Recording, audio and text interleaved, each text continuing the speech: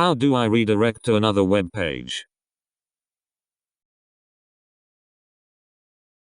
How can I redirect the user from one page to another using jQuery or pure JavaScript? jQuery is not necessary, and window.location.replace will best simulate an HTTP redirect. Window.location.replace is better than using window.location.href, because replace does not keep the originating page in the session history, meaning the user won't get stuck in a never-ending back button fiasco. If you want to simulate someone clicking on a link, use location.href. If you want to simulate an HTTP redirect, use location.replace, for example.